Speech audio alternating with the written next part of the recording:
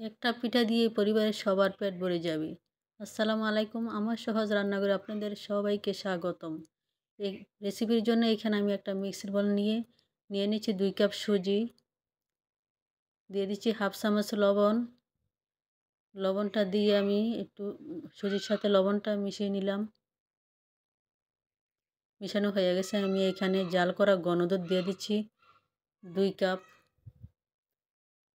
তো আমি এখন ভালো করে একটু ফেটিয়ে নেব।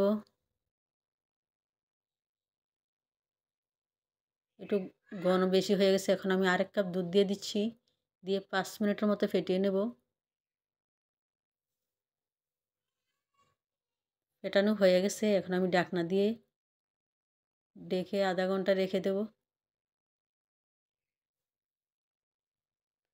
ঢাকনা দিয়ে ঢেকে দিলাম। এই সুজিকে আমি পিঠার ভিতরের পুরটা বানিয়ে নেব। এখানে একটা কড়াই বসে দিয়ে দিচ্ছি হাফ কাপ কোরানো নারকেল, 1 কাপ আখের গুড়, আপনারা ঘরে খেজুরের গুড় থাকলে দিয়ে দিতে পারেন, আর দিয়ে দিচ্ছি একটু এলাচের বিচি থেতু করে, তাহলে ফ্লেভারটা ভালো আসবে। আপনারা যদি এলাচের ফ্লেভার ভালো না লাগে তাহলে দিবেন না, স্কিপ করবেন। আমি এখন পুরটা একটু জাল করে নেড়ে চেড়ে হালকা একটু ভেজে নেব। তো গুড়টা গলে গেছে, আমি এখন পুরটা উঠিয়ে নিলাম। ফিরে আসলাম আধা ঘন্টা পর ব্যাটারের কাছে। ব্যাটারটার ঘনত্বটা দেখিয়ে দিচ্ছি। এখানে আর আমার ব্যাটারটা ঠিকই আছে, আমি আর কিছুই লাগবে না এখন। পাতলাও না ঘনও না, এরকম একটা ব্যাটার হয়েছে। এখন আমি এই মুহূর্তে দিয়ে দেবো 1 চামচ বেকিং পাউডার, হাফ চামচ বেকিং সোডা। দুটা দিয়ে আমি একটু কিছুক্ষণ ফেটিয়ে নিলাম। তো ফেটানো হয়ে গেছে প্রায়।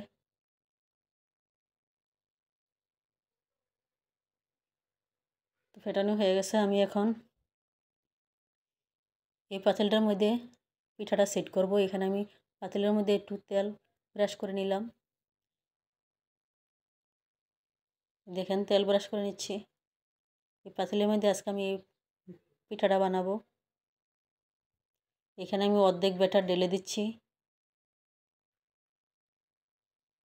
প্রথমে অর্ধেক ব্যাটার ঢেলে নিয়ে তারপরে মাঝখানে আমি যে গুড় দিয়ে নারকেল দিয়ে পুর বানিয়েছিলাম ওই পুর দিয়ে দেবো মাঝখানে।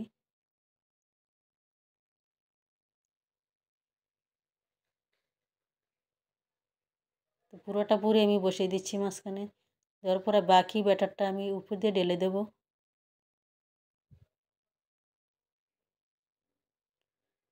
তো ব্যাটার দেওয়া হয়ে গেছে। দেখেন আমি একটু জাকিয়ে নিলাম হালকাভাবে। এখন এইখানে আমি পানি দিয়ে পরিমাণ মতো উপরে একটা স্টেনার দিলাম। স্টেনারের উপরে পিঠার পাতিলটা বসিয়ে এখন ঢাকনা দিয়ে ঢেকে 20 মিনিটের জন্য রেখে দেব। 20 মিনিট পর 15 মিনিট পর এরকম কাঁচা ভাব থাকতে আমি এখানে কিশমিশ দিয়ে সাজিয়ে দেব।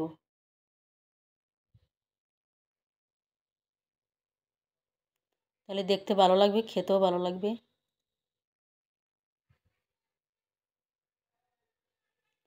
আমি পুরোটাই এখন কিশমিশ দিয়ে সাজিয়ে নেব এভাবে।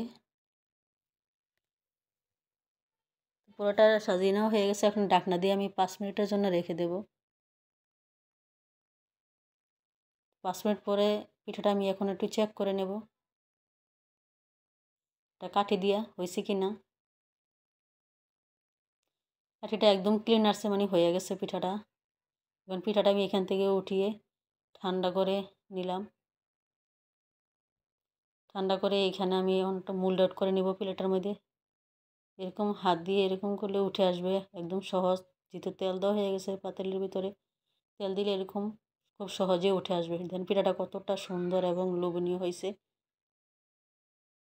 আর ভিতরে একদম পুরো ঠাসা, খুবই মজার পিঠা।